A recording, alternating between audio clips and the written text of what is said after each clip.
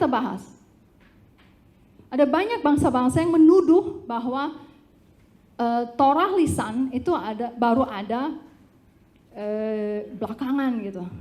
Baru muncul Talmud ya, yang disebut Talmud. Banyak orang yang alergi dengan kata Talmud. Oh, Talmud. Tapi sebenarnya nanti kita akan bahas Talmud itu apa sebenarnya. Kita tahu sekarang bahwa yang pertama kali ada bukan Torah tertulis justru, tapi yang pertama kali ada adalah Torah lisan. Ya kan? Nanti kita bahas satu persatu. Oke, Torah lisan ini diberikan kepada Adam awal mulanya. Artinya Adam ini pasti punya hikmat yang luar biasa ya kan. Hidupnya 930 tahun loh ya kan. Di Kejadian berapa itu kita bisa baca bahwa usia dari Adam adalah 930 tahun. Dan kerjanya ya mencari makan dan tapi juga dia belajar Torah. Dia belajar hikmatnya penciptaan, hikmatnya Tuhan. Gimana seluruh bumi ini bekerja. Kita akan bahas sebentar lagi seberapa dalamnya hikmatnya si Adam. Dalam buku The First Book of Chronicles apa ya? Tawarikh. Di dalam kitab Tawarikh yang pertama, dalam kitab Ibrani nggak ada Tawarikh 1, 2, nggak ada. Adanya cuma 1, dijadiin 1. Itu baru belakangan dibagi menjadi Tawarikh 1, Tawarikh 2 gitu loh. Tapi sebenarnya Tawarikh itu cuma 1. Di dalam kitab Tawarikh, huruf pertama, ayat pertama, bab pertama dari ayat pertamanya adalah nama Adam. Dia memulai dengan cara, saya nggak tahu terlalu kecil mungkin di sini, tapi bisa dilihat di buku Bapak, di materinya. Ayat pertama ditulis Adam, Seth, Enosh. Saya perlu kacamata kayak nggak ngeliat bang. Kenan, Mahalalel, Jared dan seterusnya. Tapi huruf pertama dari ayat pertama, pasal pertama dari Tawarikh 1 adalah Adam, dan kita lihat Adamnya itu hurufnya besar. Dalam bahasa Ibrani tidak ada huruf kapital, nggak ada huruf besar, kecil gitu, nggak ada. Semuanya hurufnya sama.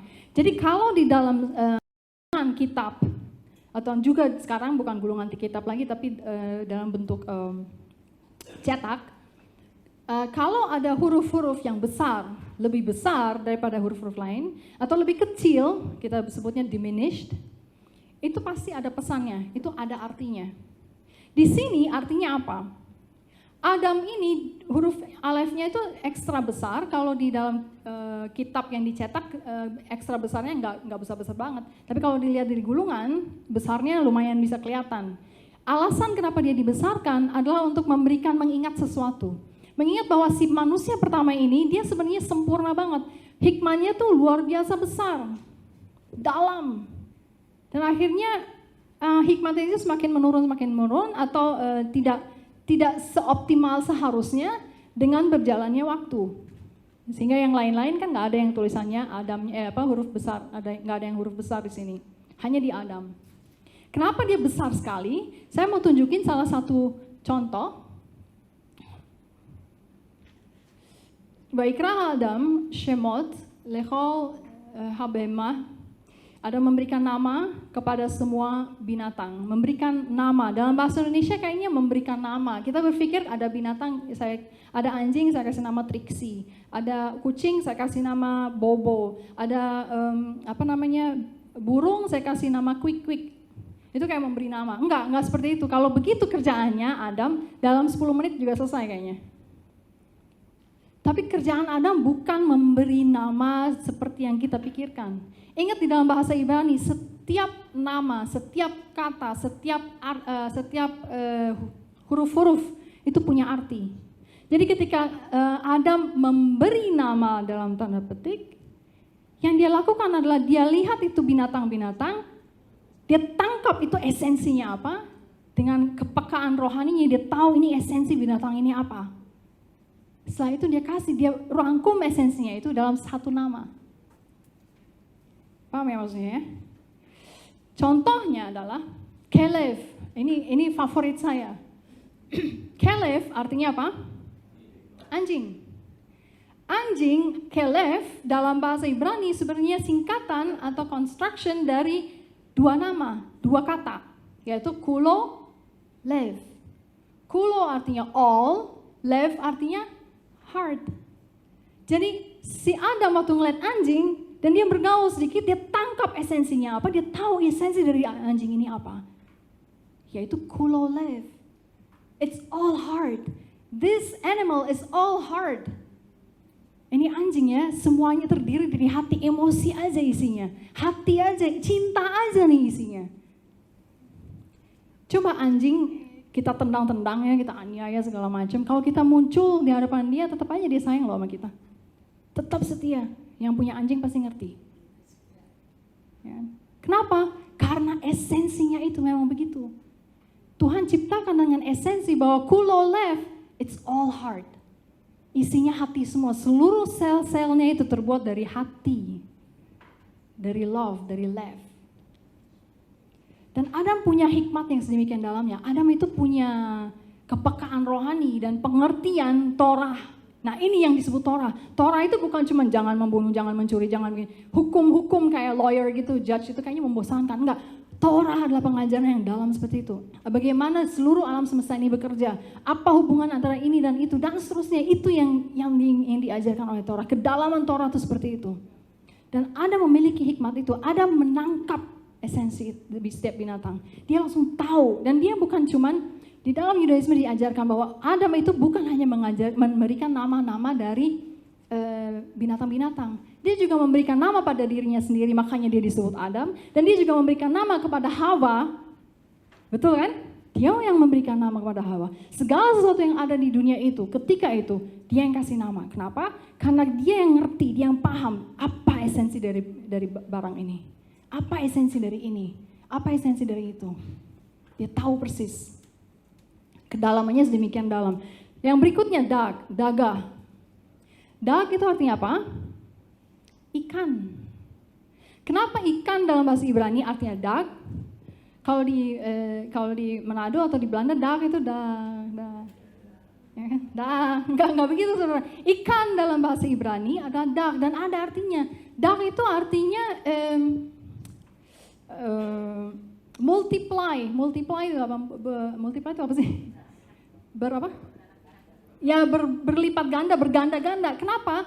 Dag itu, ikan itu kalau sekali bertelur bisa 25.000 telur. Kalau ikannya kecil mungkin 5.000. Tapi sekali bertelur langsung banyak, betul nggak? Dia nggak bertelur terus ikannya satu, gitu. Enggak begitu. Dia bertelur langsung banyak, ribuan telurnya. Artinya sekali dia bermultiplikasi, benar-benar berlipat ganda luar biasa. Dan si ini menangkap, si Adam ini langsung menangkap, oh begini tuh si dag ini. Gue kasih nama dag, artinya multiplikasi. Itu sebabnya waktu si Yakub masuk ke Mesir dan dia akhirnya memberikan berkat kepada anak-anaknya dia, sama termasuk sama si Efraim sama Manasye, ingat gak? Dia salah satu berkat untuk Manasye dan Efraim adalah supaya kalian bukan berkembang biak, apa sebenarnya beranak cucu lah gitu ya. Kata yang dipakai adalah akar kata yang sama dengan ikan, dag. Supaya apa? Supaya si Efraim sama Manasye itu menyebar gitu loh. Banyak. Sekali melahirkan nggak cuma satu tapi banyak. Sampai berkat itu sampai kepada zamannya Musa. Dan akhirnya ketika mereka keluar dari Mesir, setengah dari seluruh populasi Israel di gurun adalah miliknya Manasye sama Efraim. Setengah, misalkan saya lupa berapa ya populasi Israel di gurun itu berapa? 6 juta lebih kali. 6 juta laki-laki saja. Itu setengahnya 3 juta itu dari sukunya Efraim sama Manasye. Saking efeknya berkatnya si Yakub itu. Dia kasih berkat dan itu maksudnya. Berkat dia adalah supaya dia seperti ikan. Intinya gitu. Ngomongnya sih nggak kasar begitu, jadilah ikan. Nggak begitu. Tapi dia bilang, dia memberikan kata-kata yang sedemikian rupa dengan akar kata ikan untuk memberikan berkat supaya multiplikasi besar. Ya. Hawa. Ada memberikan nama istrinya Hawa. Apa arti Hawa? Di dalam bahasa Ibrani, di dalam Kejadian 3 dikasih tahu kenapa namanya Hawa. Alasan dia adalah karena dia menjadi ibu dari segala sesuatu yang hidup, betul nggak? Di situ kan ayatnya begitu kan? Yang lupa silakan dibuka Kejadian 3. Di situ dikatakan bahwa Adam memberikan nama istrinya Hawa karena dia menjadi ibu dari segala sesuatu yang hidup. Tapi kalau kita berbicara hidup atau kehidupan, kenapa namanya Hawa? Harusnya Haya dong. Tahu nggak kalau tosnya orang Yahudi itu ya, kalau minum terus kita angkat gelas, kalau bahasa Jerman Prost, bahasa Inggrisnya cheers, bahasa Ibraninya apa? L'chaim. Kata chaim artinya for life. Chaim itu atau Haya perempuannya, femininnya. Haya artinya kehidupan, tapi Adam itu tidak memberi istrinya nama Haya. Dia berikan nama Hawa. Apa bedanya? Hawa artinya adalah sebuah kehidupan yang bisa memproduksi kehidupan lain. Itu lebih tinggi daripada Haya. Jadi dia melihat, si Adam ini melihat nih perempuan, dia tahu, wah dia bisa menghasilkan kehidupan. Dia nggak kasih nama kehidupan, enggak. Dia kasih Hawa karena ini adalah kehidupan yang bisa memproduksi kehidupan lain. Sedemikian dalamnya si Adam punya hikmat. Kenapa? Karena seluruh Torah itu masih seger. Di alam semesta ini kayaknya dia hirup tuh Torah semua kayaknya. Jadi seluruh otaknya itu penuh dengan hikmat itu. Kayaknya udah kelengeran kali ya. Dan itu dia hidup nggak cuma 70 tahun saudara. Dia hidup 930 tahun. 930 tahun itu penuh dengan pengajaran Torah. Seperti apa gitu isinya. Otaknya tuh pasti sibuk sekali. Penuh. Dan dia tahu itu semua. Itu sebabnya saudara, karena ada Adam pada saat itu, selama 930 tahun. Selama 1000 tahun pertama, tidak pernah ada penyembahan berhala. Ini adalah salah satu kunci yang kita harus ingat. Selama 1000 tahun pertama, tidak pernah ada penyembahan berhala. Semua umat manusia menyembah cuma satu Tuhan. Kenapa? Karena ada rabinya di situ. Dan rabinya itu rabi dalam tanda petik. Rabi itu dan rabi ini, si Adam ini menjadi bapak dari semua umat manusia. Dan dia yang ngajarin anak-anaknya itu, dan pengajarannya luar biasa, masih segar. Soalnya baru keluar dari oven. Ya toh? Si Adam itu kekuatan hikmatnya sedemikian.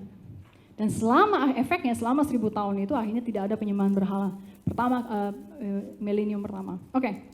Dari Adam ini, bayangkan hikmat yang segitu besarnya, hikmat Torahnya itu loh. Dia bawa dan dia punya anak ribuan.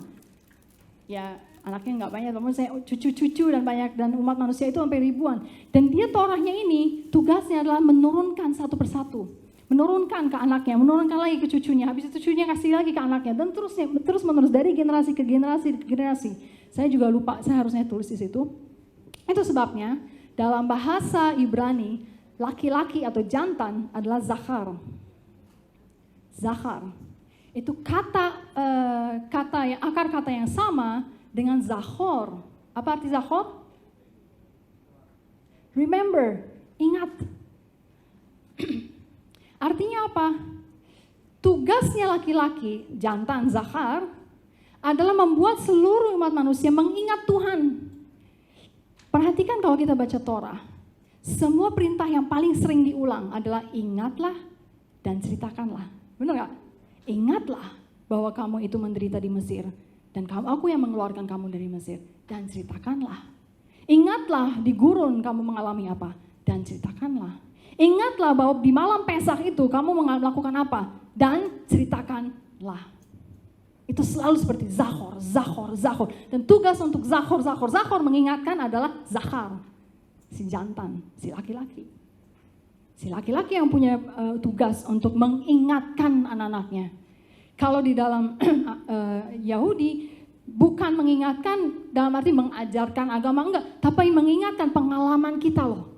Ini pengalaman kita loh, pengalaman Papa Abraham, pengalaman Papa Adam. Diingatkan ke anaknya, diingatkan lagi. Dan itu cara si Torah yang diciptakan di Day One ini, pengajaran ini yang diciptakan di hari pertama, itu cara seperti itulah dia turun-temurun dari satu generasi ke generasi lain, ke generasi lain, dan seterusnya. Kita bisa lihat bahwa pertama-tama dan seterusnya dari Adam ada banyak sekali keturunan-keturunan sampai akhirnya pada Nuh. Nuh itu tahu hikmat Torah karena kita tahu dari mana? Karena ada satu ayat di dalam Kejadian 6 bahwa dia bilang bahwa Nuh adalah orang yang righteous in the eyes of God. Dia itu orang yang benar di hadapan Tuhan. Sehingga akhirnya dialah yang Tuhan pilih untuk diselamatkan naik bahtera, betul nggak? Ya kan? Kenapa dia bisa righteous? Karena hikmat warisan hikmatnya Torah dari Adam itu turun-temurun dan dia jaga dan dia ada di situ, dia pegang. Itu yang membuat dia lebih righteous daripada yang lain-lain. Dia tahu dia righteous. Perhatikan bahwa dosa manusia saat itu, waktu Tuhan menghancurkan air bah, itu bukan dosa menyembah berhala. Ingat nggak? Nggak dikatakan kan bahwa dosa menyembah berhala. Dosanya berbeda, kita tidak akan bahas itu. Oke, sesudah Nuh adalah air bah. Dan dari Nuh, warisan Torah ini, warisan Or ini, warisan terang ini diberikan lagi terus ke Shem. Banyak yang tidak paham bahwa Shem itu punya Yeshiva. Apa arti Yeshiva? Yeshiva dalam bahasa Ibrani berasal dari akar kata yang namanya shev, yaitu apa? Duduk. Kenapa duduk? Yeshiva itu adalah sekolah, kayak madrasah kalau di Muslim. Tapi dia tuh dari pagi sampai malam, anak kecil umur 7 tahun, saya ingat cerita Rabbi Tovia, saya ingat dia cerita, waktu saya masuk Yeshiva pertama kali umur 6 tahun, nggak tanggung-tanggung kalau di Indonesia, di sekolah-sekolah sekuler, anak umur 6 tahun itu, sekolah mungkin saya nggak tahu, jam 10 pagi mungkin, atau jam 8, tapi pulangnya mungkin jam 10 atau jam 12, betul nggak? Apa sekarang udah jam 3? Nggak tahu kalau sekarang. Dulu waktu saya masih kecil, saya masuk sekolah jam 6, pulang udah jam 11 udah pulang gitu. Masih kelas 6, umur 6 tahun. Tapi Rabbi Tovia cerita waktu umur 6 tahun, dia harus berangkat ke sekolah, ke yeshivanya dia, tanpa makan. Karena dia harus pagi-pagi di sekolah, dia sakarit, doa pagi. Doa pagi itu, kalau doa pagi itu nggak kayak di Kristen misalnya yang nyanyi, terus tepuk tangan, terus baca Alkitab, enggak. Doa pagi juga bukan yang beberapa menit berdiri sholat gitu, enggak. Kalau di Yahudi itu doa pagi, itu pakai buku setebal ini saudara, kadang bisa 2 jam bacanya. Jadi kalau mau masuk sekolah itu jam 8, dia jam 6 harus mulai doa. Artinya sebelum jam 6 dia harus bangun, sebelum jam 6 dia harus jalan sampai di yeshiva. Baru sesudah doa pagi jam 8 selesai, dia baru makannya di sekolah. Dan dari situ dia mulailah, kata dia, nerakanya, karena dia nggak senang sekolah waktu itu. Dimulai dari jam 8 pagi sampai malam, jam 8 malam lagi. Dia di sekolah doang, belajar apa? Belajar ini. Belajar hikmatnya Adam itu, belajar Or. Karena banyak yang dipelajari. Kita belum bahas meja, kenapa meja gitu. Kita belum bahas loh meja, kita belum bahas kiseh. Kiseh itu kursi, kenapa kiseh ya?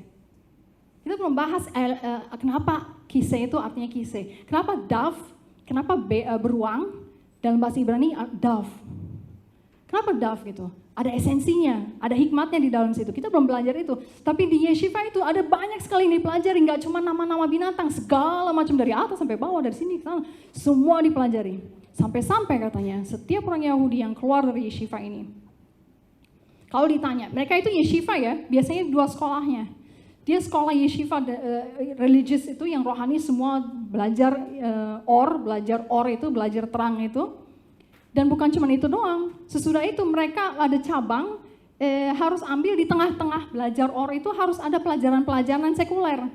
Jadi kalau di satu titik umur usia berapa tertentu, mereka itu bisa menjadi dokter, bisa menjadi lawyer, bisa menjadi apa aja.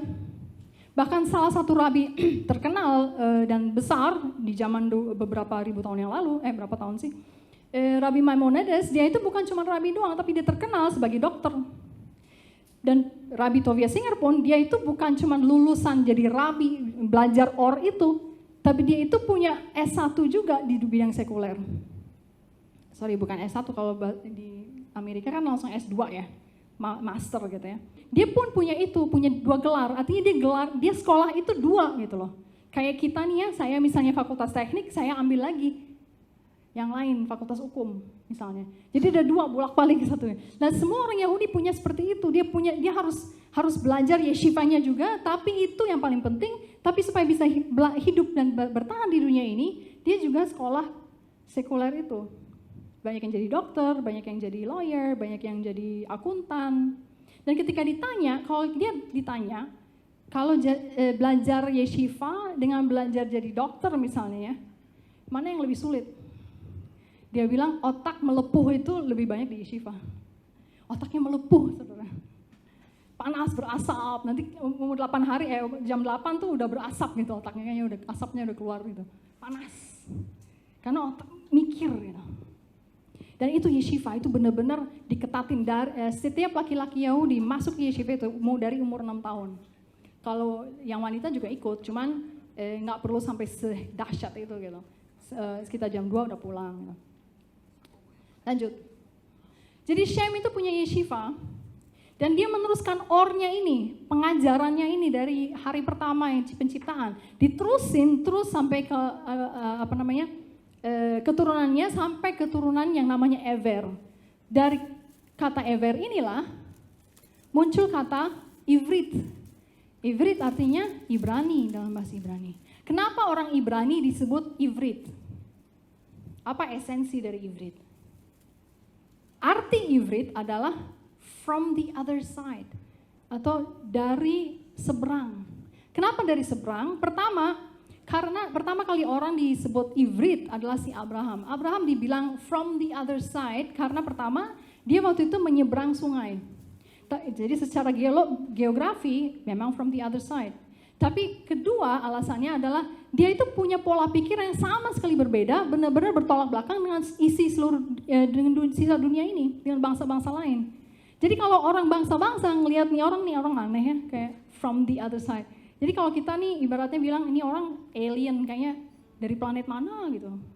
Ini orang aneh banget gitu, dari planet mana, pola pikirnya beda banget dari planet mana, gitulah. Si Abraham itu, Ivrit itu seperti itu, dari planet mana gitu. From the other side, itu artinya si Abraham itu punya pola pikir yang berbeda dari bangsa-bangsa lain. Nanti kita akan bahas itu. Ever dan Shem akhirnya dua-duanya memiliki yeshiva. Dia seperti kepala sekolah gitu ya, mempunyai yeshiva gitu, punya sekolah dan dia punya murid-murid, ada guru-guru dan seterusnya. Dan itu anehnya saudara ya, yeshiva ini sudah ada sebelum Torah tertulis ada. Bisa bayangin nggak sih? Kalau yeshiva ini kalau misalnya Torah tertulis baru datang pada Gunung Sinai, di yeshiva belajar apaan dong? Ya kan? Belajar apa gitu? Tapi ternyata kita tahu bahwa day one pun Torah sudah ada secara oral, belum ada bentuk tertulis. Memang Abraham dikatakan pernah menulis buku, dia menulis beberapa pengajarannya dia. Tapi itu bukan Torah yang gimana, yang lebih terstruktur gitu. Bukan Torahnya Musa yang terstruktur, ada bukunya, ada babnya, dia ditulis gitu. Belum seperti itu. Jadi kedua Shem dan Ever ini akhirnya punya yeshiva. Nah, kita perhatikan. Saya nggak tahu ini bisa kelihatan nggak ya di layar, tapi bisa dilihat di dalam buku. Di dalam buku itu saya bikin, ini adalah tabel usia mereka.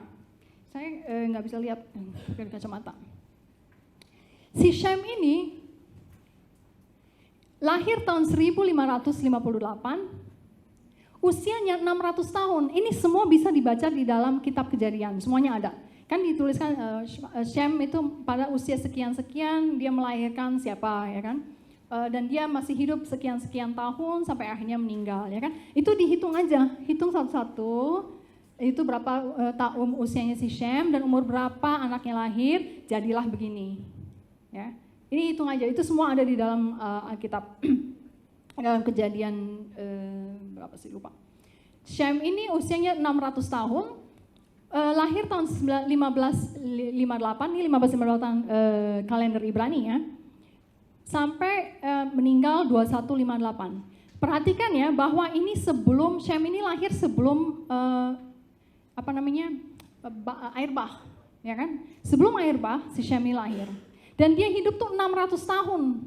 Sementara kalau dilihat ke sini, ke sebelah kirinya, orang-orang ini mulai dari Yakub, Ishak, Abraham, Terah dan seterusnya, hidupnya singkat-singkat aja tuh, lihat tuh. Ya kan, singkat-singkat. Jadi waktu si Shem lahir dan hidup, dia masih ketemu dengan Abraham. Tuh, di Di sini dia nih. Dan dia masih ketemu dengan Ishak. Tapi dia udah tua sekali dan dia penuh dengan hikmat luar biasa. Sampai ketika Abraham dan Abraham dan Ishak dan Yakub itu lahir, dia masih ada. Dia masih melihat gitu, anak cucunya yang entah berapa itu, buyutnya, cicitnya itu dia masih lihat gitu, masih ketemu. Dan bahkan kita lihat setelah Shem dan Eber ada Abraham.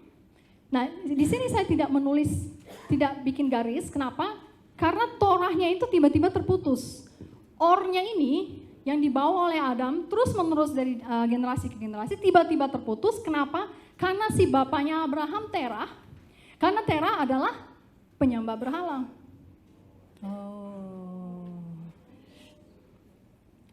Saya mau kasih tahu gini ya.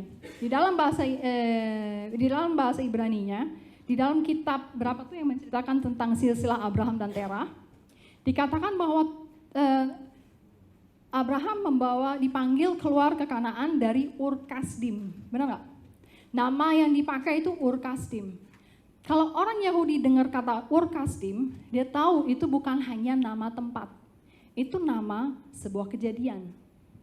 Apa kejadiannya? Ur adalah, arti dari Ur adalah api. Ur Kasdim itu mengingatkan adalah nama dari sebuah kejadian di mana di Kasdim atau Chaldean itu, terjadi ada perapian, ada lembah perapian di mana Abraham pernah dilempar masuk ke dalam api gara-gara dia nggak mau menyembah berhala. Kemudian si rajanya ketika itu dia menghukumnya si Abraham, melempar dia masuk ke dalam api. Tapi ternyata si Abraham ini lolos dari api tersebut dan dia keluar petantang-petenteng, nggak ada apa-apa gitu, nggak ada cat, nggak hangus. Ini rambut juga masih wangi, sunsilk, nggak ada bau asap, nggak ada. Jadi dia keluar tuh dengan santai keluar. Tetapi saudaranya Haran, dia ngeliat, gila, keren bener ya. Waktu disuruh mau menyembah Tuhannya Abraham atau mau menyembah Tuhannya mereka, berhala, si Haran bilang, gila kalau dia bisa lolos, gue juga mau lolos, gue juga mau dong, pasti lolos juga.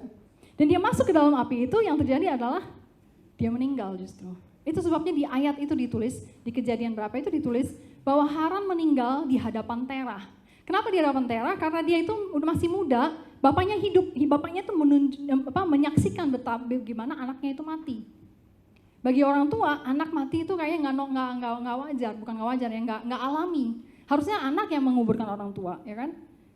Tapi ini orang tua jadinya yang menguburkan Haran. Di situ Haran meninggalnya karena itu. Semua ini tidak tertulis di dalam di dalam Torah ini, tetapi ada oral Torah itu yang sampai sekarang. Dan ternyata ini juga hanya diketahui kebanyakan malah orang Muslim. Orang Muslim tahu ya, kalau nggak salah ada di Al-Quran ya. Yang Kristen nggak tahu karena itu tidak tercatat di situ dan dia nggak melihat Talmud, nggak melihat oral Torah. Kita lanjut sekarang. Nah, setelah Abraham akhirnya menemukan Tuhan, dulu matahari itu belum disebut dalam bahasa Ibrani, matahari itu artinya dalam bahasanya Shemesh. Sebelum Abraham, matahari tidak disebut Shemesh. Disebutnya Or Gadol, atau terang yang besar. Ingat nggak? Di hari keempat Tuhan menciptakan terang yang besar dan terang yang kecil, ingat nggak? Dia tidak langsung mengatakan matahari dan bulan. Dia mengatakan terang yang besar, terangnya. Setelah zamannya Abraham, barulah muncul kata Shemesh. Kenapa? Shemesh artinya pembantu. Kalau kita lihat Hanukkah, menorah Hanukkah, Shemesh itu adalah lilin yang dipakai untuk menyalakan lilin-lilin lain.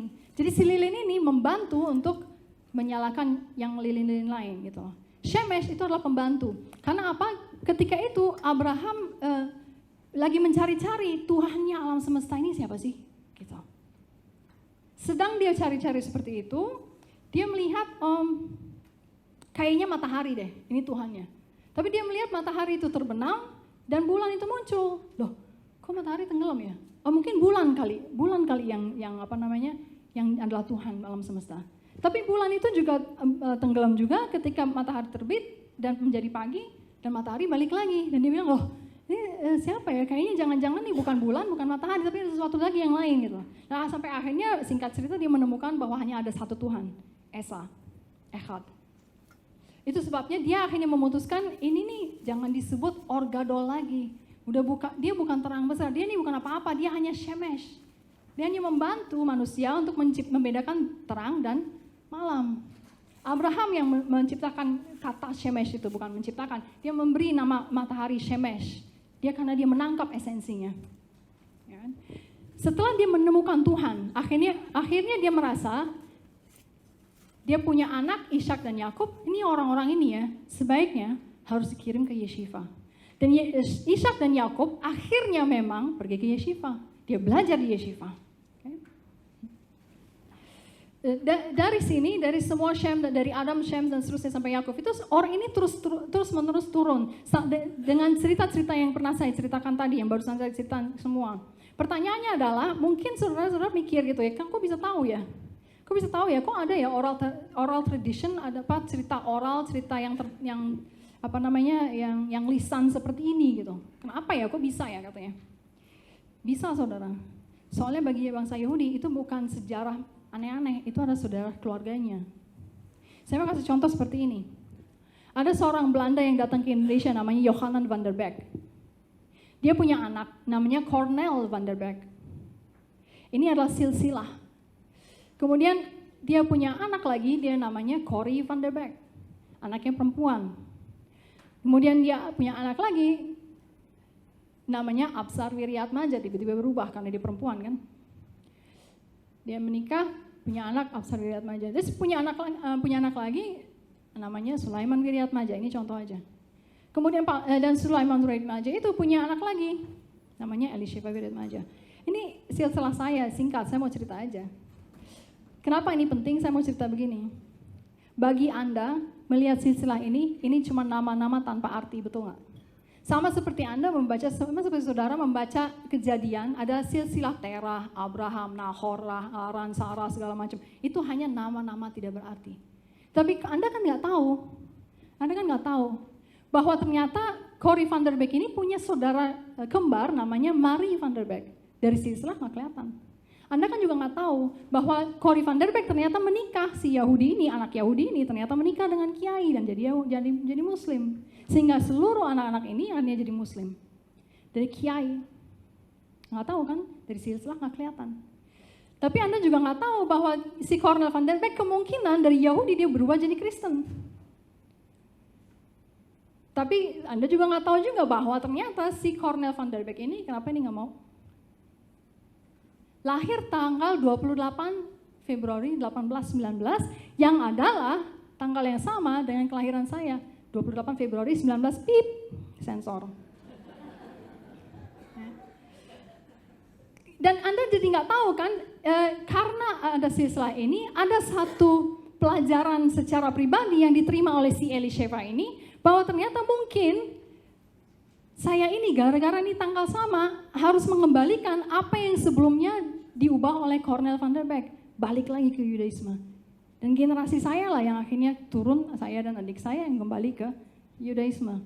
Kembali seperti seolah merestorasi apa yang berubah di sini.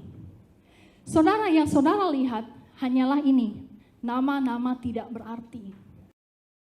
Tapi kalau keluarga saya, adik saya, dan orang tua saya lihat nama-nama tersebut, yang mereka lihat adalah ini. Semua titik-titik yang terisi, yang Anda tidak lihat. Sama seperti bangsa Yahudi. Bangsa-bangsa lain melihat nama-nama tersebut, hanya nama-nama tidak berarti. Nama-nama membosankan, Yohanan, Ben Zakdok, ben ini. Apa sih? Mau baca Alkitab malam-malam pun itu jadi nina bobo, bikin tidur kan? Nggak penting. Tapi bagi Yahudi, begitu dia melihat nama-nama, dia tahu ini terjadi di sini. Abraham, oh saya tahu ceritanya. Shem, oh saya tahu ceritanya, ada Yeshiva. Oh ada si Ever, oh saya tahu itu ceritanya Yeshivanya di mana. Ada juga si Ishak, ada Yakub, ada ini, ada itu, ada semua nama-nama tersebut. Dia tahu ada kisah-kisah tertentu, ada titik-titik yang diisi. Itulah oral Torah. Itulah oral Torah. Kenapa bangsa Yahudi tahu itu semua? It's our story gitu. It's not just a story. Bukan cuma sekedar cerita. It's our story.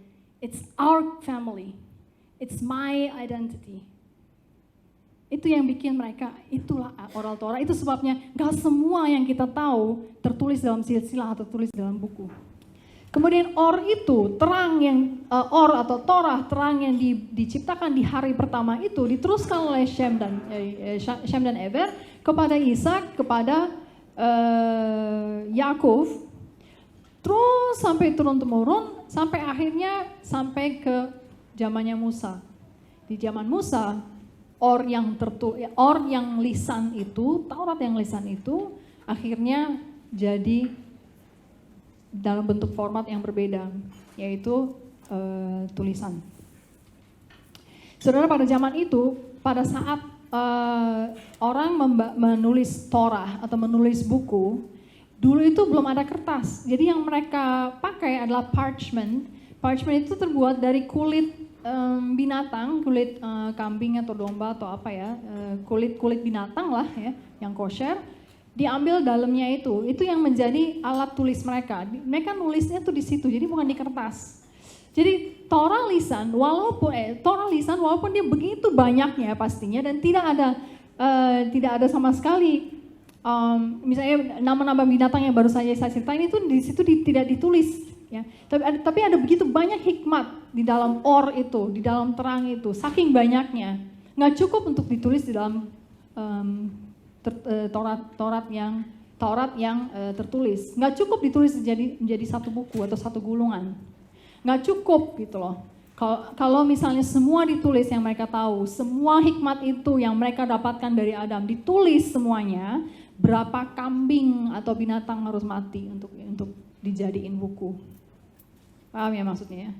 Akibatnya bahkan sejak zaman Musa pun tetap Torah yang lisan diwariskan terus-menerus secara lisan. Tetapi ada banyak hal-hal yang lebih signifikan, yang lebih penting, yang dianggap Tuhan lebih penting untuk ditulis, akhirnya jadi tertulis. Bukan berarti Torah lisan itu diciptakan dan diada-adain gitu, enggak. Itu sudah ada dari dulu, hanya saja they didn't make it into a book. Gitu ya. Itu enggak, saking banyaknya enggak muat kalau dimasukin ke semua buku. Kalau semua yang dimengerti oleh yang dipahami oleh Adam dan Musa dan bangsa Israel ketika itu harus ditulis, dunia ini udah nggak punya binatang lagi, Bo. Pada mati semuanya, dijadiin paper, dijadiin bahan tulisan. Ya. Salah satu contoh saya mau kasih tahu adalah ini. Di dalam itu Keluaran kalau nggak salah, ada satu bagian di mana Tuhan itu bilang begini, kamu boleh makan daging. Sapi atau apa, pokoknya semua yang kosher boleh kamu makan, asal kamu potong sesuai dengan yang aku ajarkan, sesuai dengan yang sudah aku perlihatkan kepadamu. Kalau kita cari-cari Torah nih ya, 5 kitab Musa, di mana ya dia menceritakan gimana cara motongnya? Nggak ada, saudara. Tapi semua orang Yahudi tahu cara motongnya yang benar seperti apa. Itu yang disebut dengan iskita, dan akhirnya mereka itu punya satu tempat butcher ya. Butcher itu apa sih? Tempat penjagalan binatang, tempat penjagalan binatang yang kosher. Kenapa disebut kosher? Karena mengikuti standar, mengikuti cara yang Tuhan dulu tunjukin kepada Musa, yang didn't make it into the book gitu loh. Paham ya bahasa Indonesia, bahasa Inggrisnya ya? Yang cara-cara itu manual cara memotong binatang dengan kosher. Itu ada caranya panjang, tapi karena saking panjangnya ya nggak masuk ke dalam buku itu, terlalu panjang lah. Dan itu akhirnya diberikan turun-temurun. Tidak akan lupa. Kenapa tidak akan lupa? Karena orang ingat, orang tahu gitu loh. Orang mengerjakan terus-menerus sampai sekarang dipraktekin gitu. Jadi nggak akan lupa. Sama seperti misalnya makan. Kalau kita makan gitu, dari mana ya kita tahu kita makan tuh begini? Siapa tahu nenek moyang kita bukan begitu loh makannya. Mungkin dari kuping atau dari mana gitu. Dari mana kita tahu gitu loh? Kita tahu karena nggak perlu diajarin, karena setiap hari kita udah kerjain gitu. Dari dulu sampai sekarang kita udah terus-menerus kerjain. Ada belalang, ada satu jenis belalang yang boleh dimakan oleh orang Yahudi yang dianggap kosher. Ya, di dalam Torah dibilang ada satu jenis belalang yang boleh dimakan.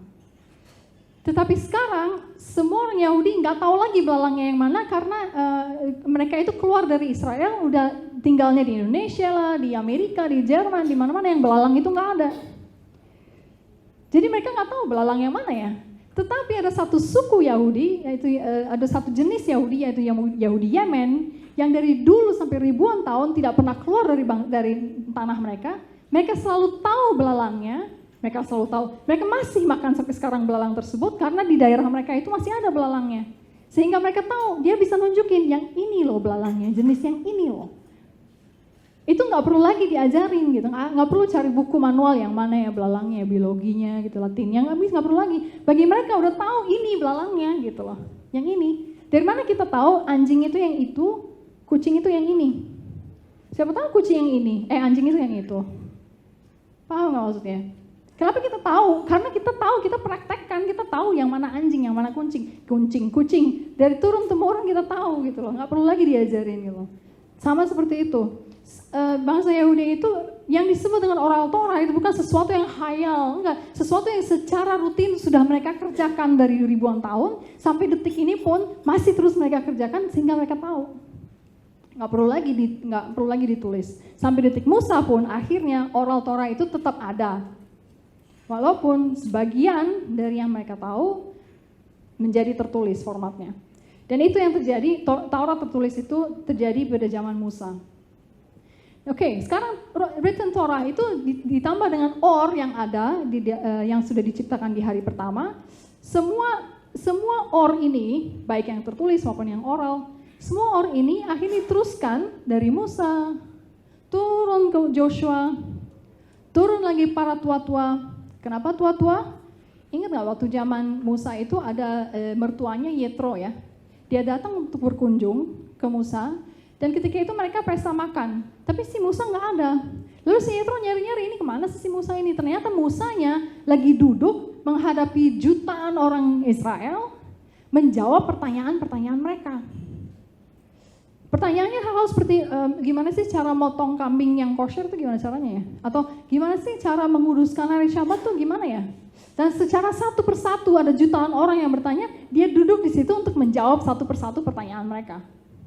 Kemudian Yetro bingung, kamu ngapain dari pagi sampai malam? Dan Alkitab mengatakan bahwa Musa duduk dari pagi sampai malam, duduk hanya untuk melayani pertanyaan-pertanyaan tersebut. Terus Yetro melihat, ya ampun kamu capek lah kalau kayak gitu caranya. Bikinlah pemimpin atas 10 pasukan, ya kan? Habis itu pemimpin atas 100 pasukan, habis itu pemimpin atas 1000 pasukan. Ingat nggak kejadiannya? Akhirnya dibikin kelompok-kelompok seperti itu, kayak apa sih pemimpin-pemimpin? Mereka ini bukan pemimpin pasukan mau tentara gitu, bukan. Mereka tuh kayak jadi rabi-rabi kecil dalam tanda petik, karena rabi besarnya adalah Musa. Dan mereka membawa perkara-perkara yang ditanyakan kepada orang-orang ini. Kalau mereka bisa jawab, mereka jawab. Kalau enggak, baru dilempar ke Musa. Nah, para tua-tua inilah yang akhirnya diberikan si or ini. Mereka diberikan tumpang tangan oleh Musa, or ini diwariskan kepada mereka. Mereka yang teruskan. Setelah Musa meninggal, mereka yang akhirnya meneruskan. Setelah Joshua meninggal, mereka yang meneruskan. Terus-menerus. Dan akhirnya sampai terus-menerus, muncul yang paling terakhir di zaman sesudah Bait Suci kedua, ada satu sekumpulan orang-orang hebat, rabi-rabi besar, yang disebut dengan Anshe Knesset Hagedolah atau perkumpulan orang-orang besar. Gedolah itu besar. Perkumpulan orang besar ini salah satunya isinya adalah misalnya, ingat Esther, pamannya namanya siapa? Mordekai. Mordekai itu bukan orang-orang ya biasa-biasa aja gitu kayak kita. Ini enggak. Mordekai itu orang yang besar, diduduk di kumpulan Sanhedrin. Artinya itu seperti tempat pengadilannya lah, pengadilan hukum Yahudinya gitu. Setiap orang Sanhedrin, dia harus untuk bisa duduk di tempat itu, dia bukan cuma tahu Torah, dia bukan hanya orang yang paham or itu, paham terang itu yang diciptakan di hari pertama. Mereka bukan cuma tahu itu aja, mereka harus tahu setidaknya 70 bahasa asing. Mereka harus tahu, jadi mereka itu orang yang jeniusnya minta ampun. Bahasa itu sangat penting, sehingga mereka tuh jeniusnya minta ampun. Dan baru kalau udah jenius begitu, selevel itu, baru bisa layak masuk ke jajaran Sanhedrin. Mordekai, pamannya Esther, duduk di situ. Ini sejarah. Siapa lagi? Ezra, tahu Ezra? Dia duduk di situ. Nehemia, dia duduk di situ. Ada banyak sekali orang-orang yang duduk di perkumpulan orang-orang besar ini, Anshe Knesset Hagedolah ini, dan mereka ini adalah mewarisi Or yang diberikan Musa turun-temurun. Dan mereka menerima penumpangan tangan Musa, artinya Shemitah Musa. Terus dari perkumpulan ini diteruskan lagi, terus menerus, sampai yang paling terakhir dari satu generasi, dari generasi Anshe Knesset Hagedolah adalah satu orang imam yang besar sekali pada zaman itu, di akhir bait suci kedua, sesudah bait suci kedua, pada zaman bait suci kedua, yaitu Shimon Hatzadik. Kemudian dia terus menerus sampai ke orang ini. Dia terusin lagi sampai terus menerus sampai akhirnya semakin banyak, tadinya 1, 2, terakhir makin banyak, Yosei ben Yozer, Yosei ben Yohanan. Sampai terus menerus, kita persingkat waktu sampai ribuan tahun, ratusan tahun, sampai 500 tahun, ini akhirnya muncul 2 rabi besar, itu di zaman 2000 tahun yang lalu, yaitu Hillel dan Shammai. Rabi Hillel ini adalah rabi yang terkenal banget kutipannya, dia bilang begini, apa yang tidak ingin orang lakukan kepadamu, jangan lakukan kepada orang lain. Ini yang dipakai akhirnya dikutip di dalam Alkitabnya Kristen, dibilang bahwa apa yang kamu ingin orang lain melakukan padaku diputar jadi positif, ya kan? Dari mana itu? Dari Hillel itu kata-kata yang kuahnya wah benar-benar dahsyat. Itu kutipan Hillel yang paling terkenal, yang semua orang sedunia itu kayaknya tahu gitu loh. Itu Hillel. Shammai adalah seorang rabi juga, pentolan juga pada zamannya dia, yang sama levelnya, dan dua-duanya memiliki yeshiva. Mereka itu punya pengikut tuh ribuan, puluhan ribu orang, karena dia itu rabinya, dan mereka ini orang-orang yang mewarisi Or tadi, terus menerus, baik Or yang tertulis, maupun Or atau terang yang tidak tertulis, yang masih terus di tradisi diturun-turunkan. Lanjut, dari Hillel dan Shammai, mereka turun ke Shimon ben Hillel, turun lagi ke Yohanan ben Zakkai. Jadi ini satu generasi ya. Ini sebenarnya ada banyak, cuman saya sebut beberapa aja yang terkenal, yang paling terkenal ya. Ada banyak orang yang kepadanya diturunkan karena mereka ini punya yeshiva, jadi muridnya ribuan, mungkin puluhan ribuan orang. Tapi yang paling terkenal pada zaman itu sesudah mereka adalah 2 orang ini, Shimon ben Hillel yaitu anaknya Hillel, dan satu lagi kawannya yaitu Yohanan ben Zakkai. Nah, Yohanan ben Zakkai itu punya cerita seperti ini. Ketika itu ada seorang jenderal Roma, namanya waktu itu Vespasian, masih belum kaisar, ketika itu masih jenderal. Dan si Rabi Yohanan ben Zakkai itu mengatakan begini, kamu ini ya akan menjadi kaisar, kamu akan naik jadi kaisar, kata dia. Yohanan si Vespasian bingung, jangan sampai begitu, jangan ngomong begitu, karena kalau ada orang yang bicara seperti itu, dianggapnya makar. Jangan bicara seperti itu. Dia khawatir, jadi udah diem aja, nggak usah ngomong lah. Tapi si Yohanan ben Zakkai bilang, yakinlah, catat kata-kataku ini, kamu akan jadi kaisar. Dan ternyata benar kata-kata nubuat itu terjadi, dan si Vespasian naik jadi kaisar. Gara-gara dia jadi kaisar, wah kaget, dia senang gitu. Dia panggil si Rabi Yohanan ben Zakkai, dia bilang gini, kamu minta apa? Kasih saya 5 permintaan, saya kasih kamu apa aja kamu minta. Kemudian dia kasih 5 daftar permintaan, dikasih 5-5-nya ke Kaisar Vespasian, dan oleh Kaisar itu dikabulkan semuanya, 5-5-nya. Kemudian si Yohanan ben Zakkai pada saat dia mau meninggal, dia tidur di tempat tidurnya, tempat dia meninggal itu, dia nangis dan menyesal. Pada zaman itu Yerusalem sudah di tangan penjajahan Roma. Kemudian dia nangis, dia memukul-mukul dada, menyesal gitu. Nah, orang heran. Ini biasanya orang sadik seperti ini, orang saleh seperti ini, kalau mau meninggal biasanya tenang aja gitu, santai. Karena udah merasa yakin kan, udah damai aja, udah tahu gitu. Saya udah punya hubungan dengan Tuhan gitu. Tapi Yohanan ben Zakkai ini nangisnya luar biasa gitu. Kemudian ditanya sama murid-muridnya, kenapa Rabi, kenapa nangis? Terus dia bilang begini, Saya menyesal banget. Nah, pada saat Kaisar Vespasian kasih saya gitu ya, tulis 5 permintaan, akan saya kabulkan semua. Saya menyesal, kenapa ya saya nggak minta Yerusalem? Kenapa ya saya nggak minta bait suci? Alasan ketika itu kenapa dia nggak minta adalah dia tahu bahwa ada nubuatan bait suci itu akan dihancurkan. Dia tahu bahwa Yerusalem itu akan diambil, nah akan terbakar, akan hancur. Oleh karena itu, karena dia tahu ada nubuat itu dari Tuhan, yang ada tertulis di dalam tanah, dia langsung bilang, aduh, percuma kalau menulis permintaan itu di dalam permintaan, daftar permintaan. Dia pikir kalau saya tulis sama aja saya melawan Tuhan, ya nggak sih? Karena kan udah ada nubuatnya bahwa itu akan diambil gitu.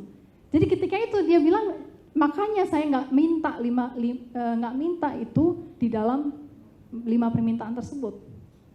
Tapi setelah dia mau meninggal, dia kayaknya merasa menyesal gitu. Oh, kenapa ya? Did I do something wrong? Benar nggak ya? Jangan-jangan salah ya? Dia meragukan dirinya sendiri gitu. Tapi ternyata akhirnya dia diyakinkan. Kenapa? Ketika dia meninggal, murid-muridnya lihat bahwa ada seseorang appearing, ada seseorang yang muncul, yaitu Raja Hizkia. Waktu itu udah zaman dahulu kala kan, Raja Hizkia udah meninggal dari tahu kapan, udah bait suci pertama, Yohanan ben Zakkai udah kehancuran bait suci kedua. Raja Hizkia datang dan menjemput dia untuk masuk ke ke dunia yang akan datang. Itu yang dia lakukan dan semua murid langsung tahu bahwa he did the right thing. Dia telah melakukan yang benar kok, nggak salah kok dia nggak minta Yerusalem. Itu ceritanya. Dan semua orang tahu Yohanan ben Zakkai itu orang yang sangat besar gitu, orang yang mengerti benar gitu loh tentang apa yang boleh diminta, apa yang tidak boleh diminta. Dari sini muncullah itu diteruskan lagi kepada zaman Gamaliel zaman ini. Ada 2 orang pada zaman yang sama, Gamaliel ben Shimon dan Akiva ben Yosef. Gamaliel ini adalah cucu dari Hillel. Berarti kan ini semua nih turun-temurun nih. Ini juga turun-temurun dari sebelumnya, tapi yang mungkin kurang terkenal. Tapi si Gamaliel ini adalah cucu dari Hillel.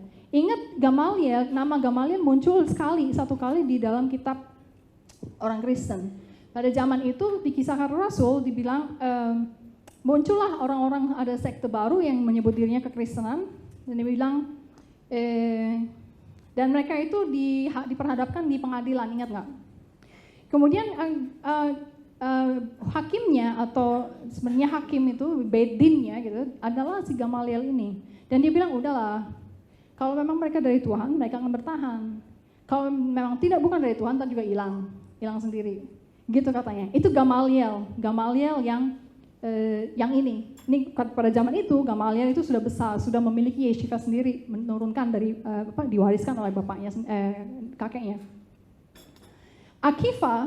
Akiva ben Yosef adalah seorang konvert. Sebenarnya dia bukan Yahudi, tapi ketika itu dia begitu tergugah dengan yang diajarkan oleh Yahudi, terang yang diajarkan oleh Yahudi, sehingga akhirnya dia memutuskan, oke, gue mau konvert, saya mau jadi orang Yahudi, saya mau convert dan menjadi pindah agama, istilahnya seperti itu. Dan dia menjadi rabi yang sangat besar sampai sekarang, banyak tulisan-tulisan dia yang masih berada di antara kita, dan dia punya yeshiva sendiri dengan 24.000 murid. 24.000 murid. Suatu saat dia berdiri di puncak, agak di atas ya, dataran tinggi, dan dia melihat Yerusalem dihancurkan, dia melihat bait suci dihancurkan. Semua orang nangis, murid-muridnya nangis, oh my God, ini bait suci dihancurkan. Tapi kemudian dia melihat ada fox itu apa ya? Rubah. Ada rubah yang berjalan melewati bait suci tersebut yang udah reruntuhan, dan dia melewati ruang Maha Kudus yang tadinya adalah tempat di mana imam besar masuk hanya sekali setahun ke ruang Maha Kudus. Jadi ini binatang lewat ke ruang Maha Kudus itu, jalan aja, tembus jalan terus pergi, dah hilang dan hidup pula. Kalau dulu kan kalau ada imam yang nggak kosher masuk ke dalam ruang Maha Kudus, salah masuk mati, ya kan? Kalau ini si rubah ini dia melewati ruang Maha Kudus, ini memang udah hancur ya, tinggal reruntuhan, dan dia tembus dan dia jalan. Semua orang nangis. Aduh, ada binatang tidak kosher ternyata lewat ruang Maha Kudus ini, saudara. Tapi si Akiva dia ketawa, dia bahagia, dia sukacita. Semua orang heran, apa sih? Kamu sukacita?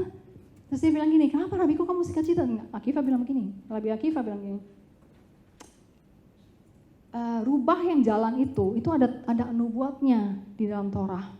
Bahwa di dalam kitab para nabi, bahwa binatang-binatang yang tidak kosher akan jalan menembus my sanctuary, tempat kudusku, akan berjalan melewatinya. Terus dia bilang gini, kalau nubuat yang buruk itu aja udah terjadi, saya tahu bahwa Tuhan pasti akan jadiin nubuat-nubuat yang baik, di mana bait suci kembali dibangun, di mana Yerusalem akan kembali menjadi milik kita. Dia bilang begitu, dia ketawa, dia sukacita, dia tahu gara-gara melihat satu nubuat yang buruk terjadi, dia tahu bahwa nubuat yang baik pun nanti suatu saat akan terjadi. Itu cerita yang sangat terkenal, dia ceritakan sampai sekarang. Terus dari anak-anak mereka terus menerus diteruskan lagi yang diteruskan dari day one itu, hari pertama terus menerus sampai pada zaman abad ke-4 kalau salah. Ada yang namanya Yehuda Hanasi dan Shimon Bar Yochai, ini satu generasi. Jadi mereka ini punya dapat dari turunan-turunan warisan bapak-bapak mereka, nah akhirnya mereka menjadi rabi-rabi yang sangat besar. Yehuda Hanasi itu hidup pada zaman abad kedua. Yerusalem sudah hancur, bait suci sudah nggak ada lagi, sudah dibakar, sudah rata dengan tanah. Kemudian dia melihat kondisi situasi politik di Israel ketika itu kacau balau. Orang Yahudi mati sana sini, disalibkan banyak.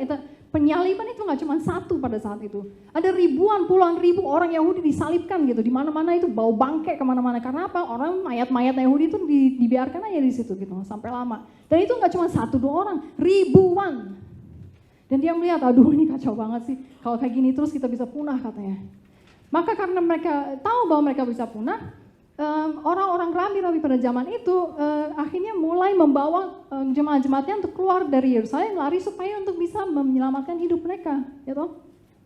Kemudian si Yohanan ben Hanasi dia bilang gini, aduh, ini ada oral Torah, ya kan? Kita punya Torah yang tertulis, memang sudah ada dan sudah bisa ditulis ulang. Dulu kan belum ada fotokopian, jadi harus ditulis ulang pakai tangan. Ditulis ulang terus-menerus gitu, harus terus ulang. Tapi gimana dengan oral Torahnya?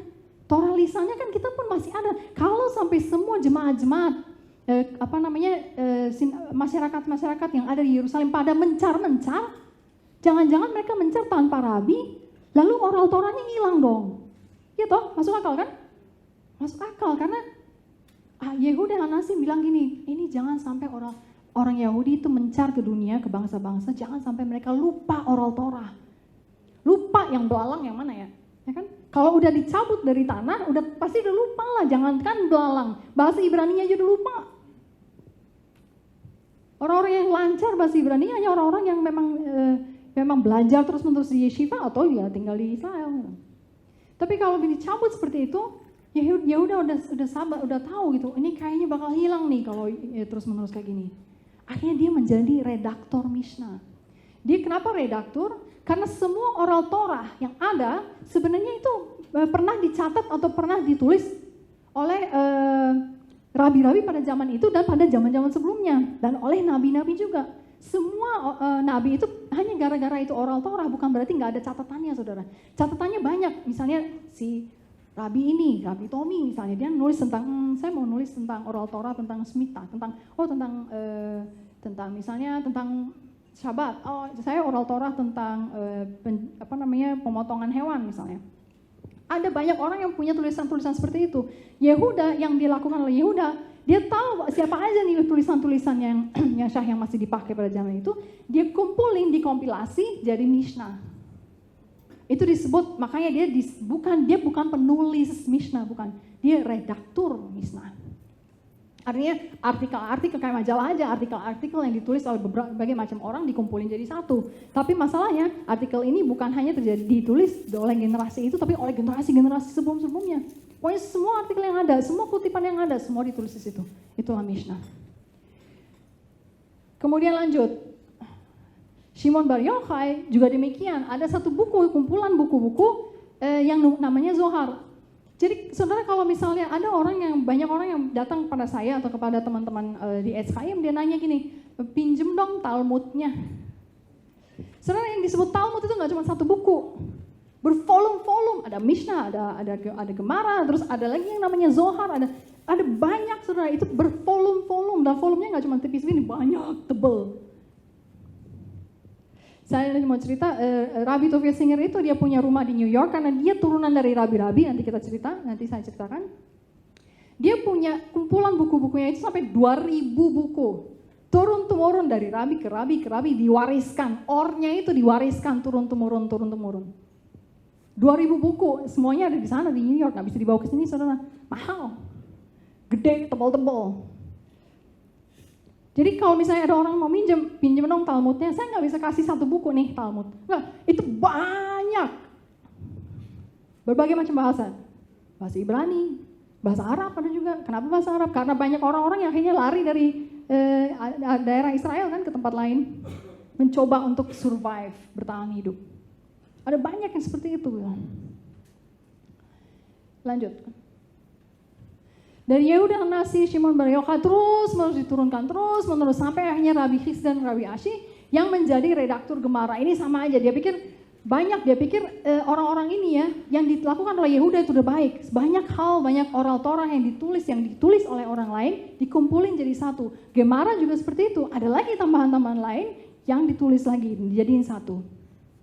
Bukan tambahan sebenarnya, tapi oral Torah yang belum dibukukan. Ini terjadi di abad keempat. Jadi kita semua orang tahu yang disebut dengan Talmud itu bukan satu buku. Itu adalah kumpulan dari kumpulan-kumpulan buku. Kumpulannya nggak cuma satu lagi, ada 2 kumpulan buku. Dan kumpulan buku itu, buku-bukunya ada puluhan volume. Jadi kalau misalnya mau pinjam Talmud, silahkan datang ke perpustakaan. Ada satu ruangan penuh. Nggak bisa pinjam, saudara. Harus datang ke perpustakaan baca di situ. Dan kemudian, dan benar, nubuat atau prediksi dari para nabi zamannya Yehuda Hanasi tadi, yang pertama kali meredaksi Mishnah, akhirnya terjadi.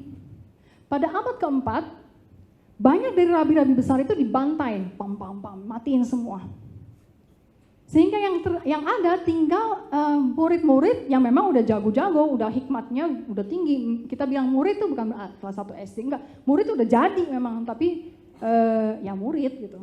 Jadi rabi-rabi yang besar-besar ini pada dibunuhin.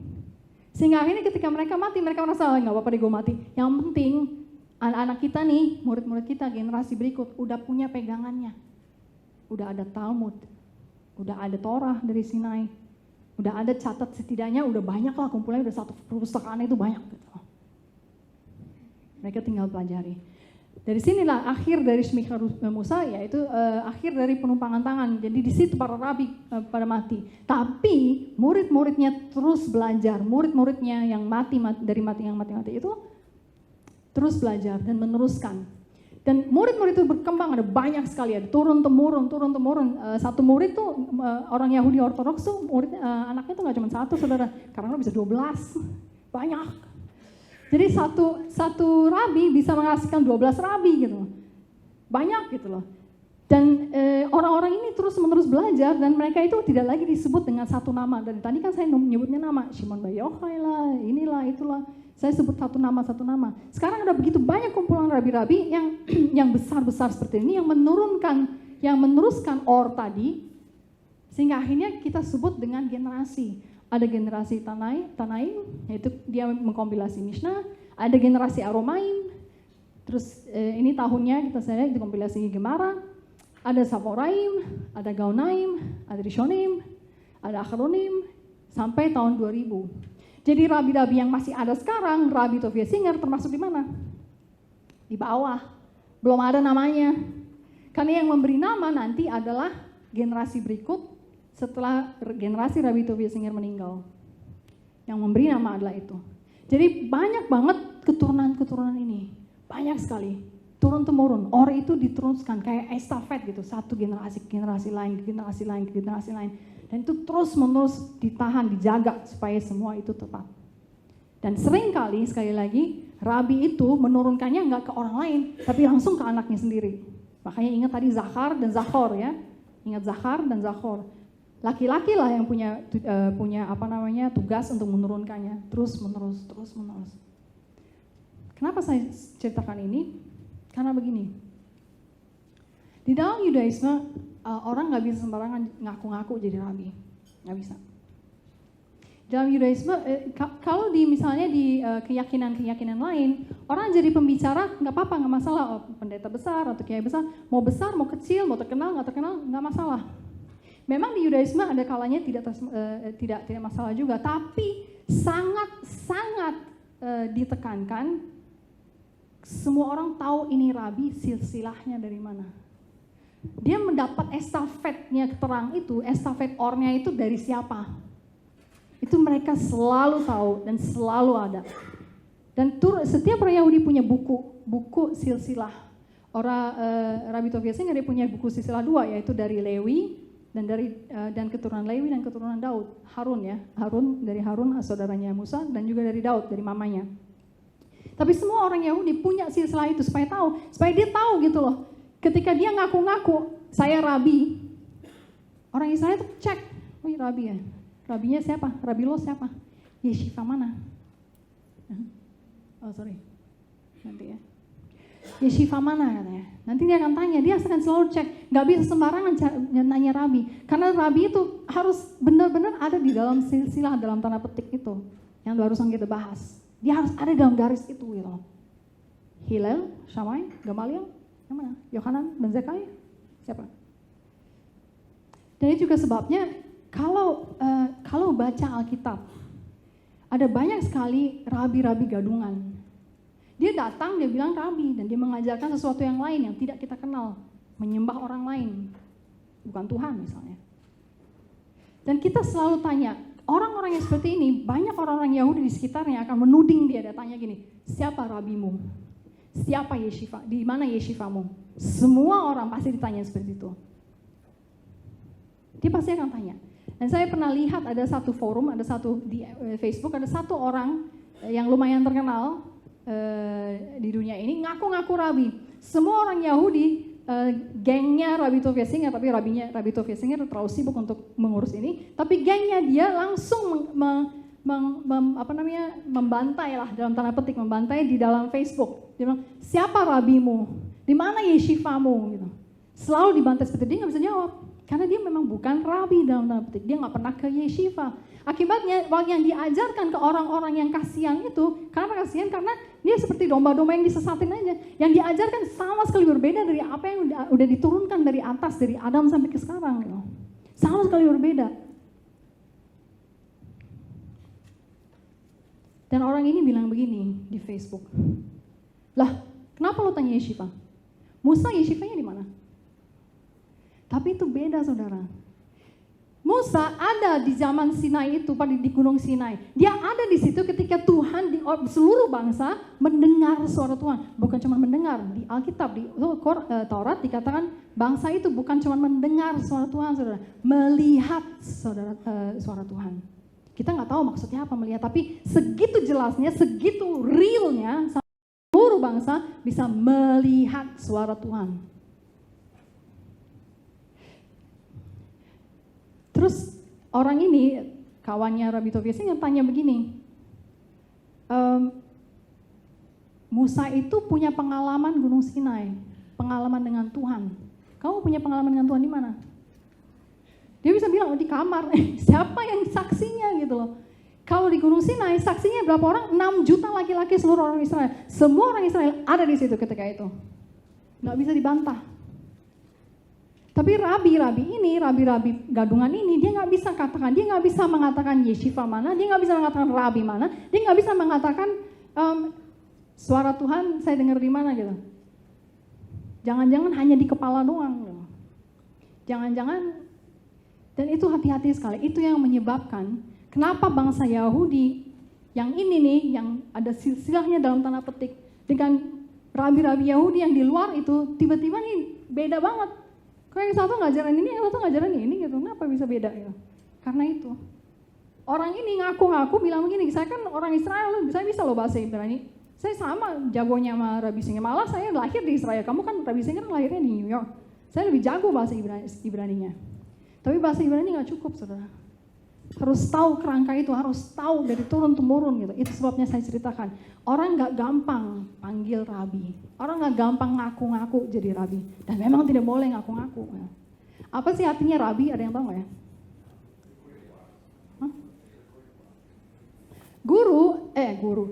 Guru dalam bahasa Ibrani apa? Morah atau moreh. Tapi Rabi dalam bahasa Ibrani berasal dari kata Raf. Raf apa? Besar.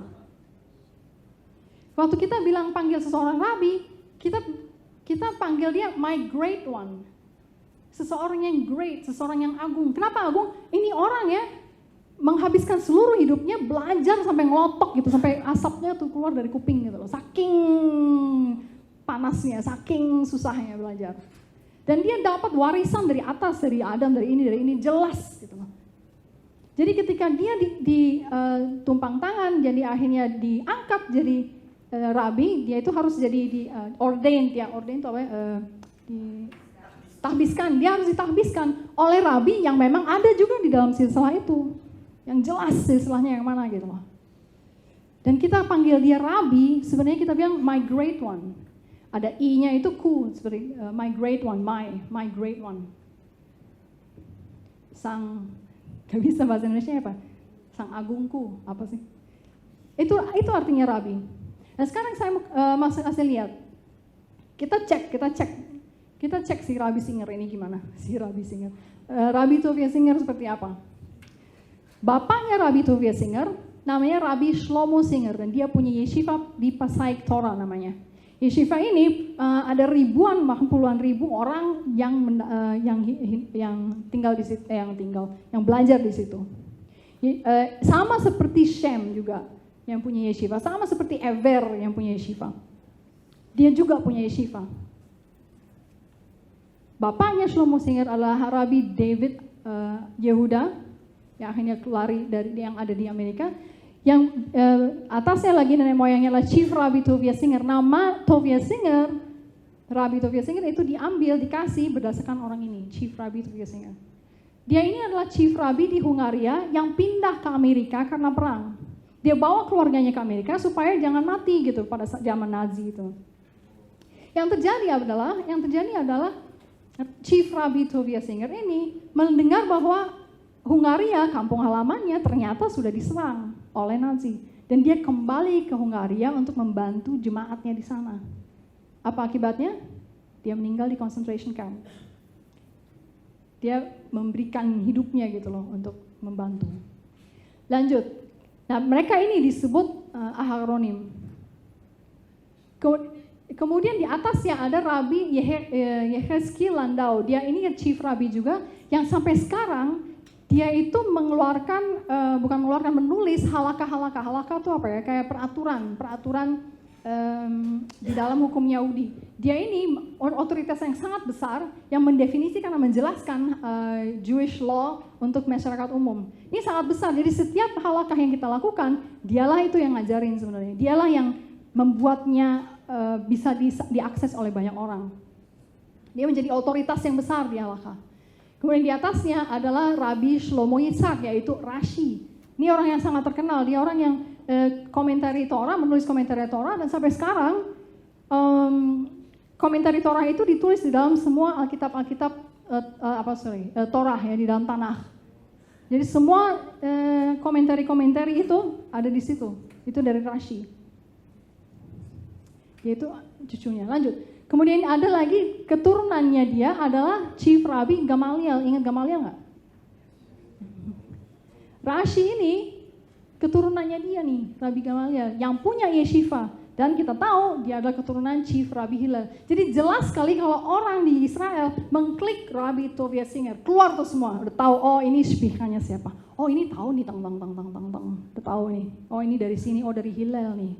Terus sampai naik ke atas, sampai akhirnya ketemu Harun saudaranya Musa, turunan ke 103. Oke. Ini bukan menunjukkan keren-kerenan, karena sebenarnya sepertiga dari seluruh dunia Yahudi Ashkenazi di Amerika, di Eropa dan Amerika, Sepertiga itu keturunan yang sama. Dahsyatnya. Jadi kalau Rabbi Tovia Singer, dia keren banget, dia begini, dia sebenarnya biasa aja karena tetangga gue juga sama, dia juga sama itu turunannya. Maksudnya biasa aja gitu, dia merasa santai aja, biasa aja. Kita ngeliatnya kayak, wih gila ya, tapi enggak, dia biasa aja. Karena sepertiga dari seluruh dunia Ashkenazi, itu semua keturunannya sama kayak gini. Terutama Rashi. Rashi ini punya anak perempuan 3, tiga-tiganya sukses dalam mempunyai anak. Sampai akhirnya menghasilkan seluruh dunia Ashkenazi Yahudi di seluruh Eropa dan Amerika. Hebat kan?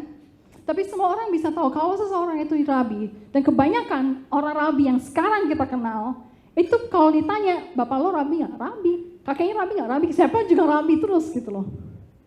Jadi perhatikan bahwa ini, terang ini diturunkan jelas sekali dengan Adam dan ini terus sampai sekarang sampai jelas sekali gitu silsilahnya itu. Jadi nggak sembarangan orang harusnya ngajar orang gitu.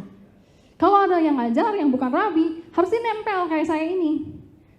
Saya ini mengacaukan pikiran kalian, misalnya membingungkan, habis itu ada pertanyaan, rabi yang jawab. Jadi tugas saya adalah membingungkan, tugas rabi membereskan kebingungan. Itu saya habis ini cuci tangan biar dia yang jawab semua kebingungan itu, ya kan? Iya dong, kan dia rabi. Yang rabi dia loh. Jadi setiap orang yang mengaku Yahudi, dia akan tanya. Waktu itu saya pernah bawa rombongan ke Israel. Di situ visanya ditulis agamamu apa? Saya tulis Yahudi. Langsung kayak cacing kepanasan orang yang agen di Israel itu ya, partner saya. Kamu kenapa nulis Yahudi? Bilang aja, apa kayak Muslim, kayak Kristen, kayak Buddha, kayak enggak, saya nggak mau, saya nulisnya Yahudi. Kenapa emang? Dia bilang, kamu kalau Yahudi, kamu harus kasih tahu, kamu harus buktikan kamu itu Yahudi. Gimana sih? Nggak bisa sembarangan orang jadi Yahudi. Kamu bisa nggak dapat visa kamu gitu. Jadi dia sangat mendesak saya supaya saya bilang oke, saya akan buktikan. Saya kasih surat ke dia. Waktu saya kasih surat, dia tulis, suratnya ada nama rabinya nggak? Banyak. Ada banyak rabinya dan ketahuan nanti siapa itu turunannya apa kita tahu. Dan setelah dia tahu, dia dapat, baru dia oke.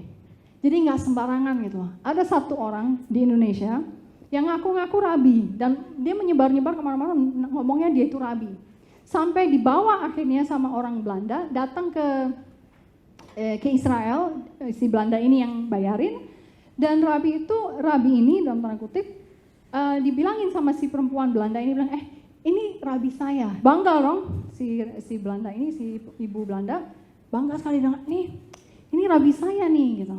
Oleh imigrasi diciduk ini orang, dia cek nggak ketahuan bukan rabi, sampai kan ini kenapa dia bukan rabi, ngaku-ngaku rabi, diciduk, dimasukin ke ruang interogasi, ditelanjangin di strip ya, apa di body search, sampai dia malu setengah mati. Begitu keluar lama sekali, sejam 2 jam ini orang nggak keluar. Begitu selesai keluar marah-marah dia, kenapa kamu bilang saya rabi kalau ini? Loh, lo yang ngaku kok, mana sih? Gak bisa sembarangan orang bilang aku ngaku rabi. Itu sebabnya di KYTC pun saya tekankan ke semua orang, jangan pernah saling memanggil rep. Jangan pernah. Mungkin di Indonesia santai-santai aja, tapi kalau kebiasaan itu akhirnya dibawa ke Israel, diciduk loh. Karena gak semua orang bisa memanggil dirinya rep, gak semua orang bisa ngaku-ngaku Yahudi. Itu dicek sama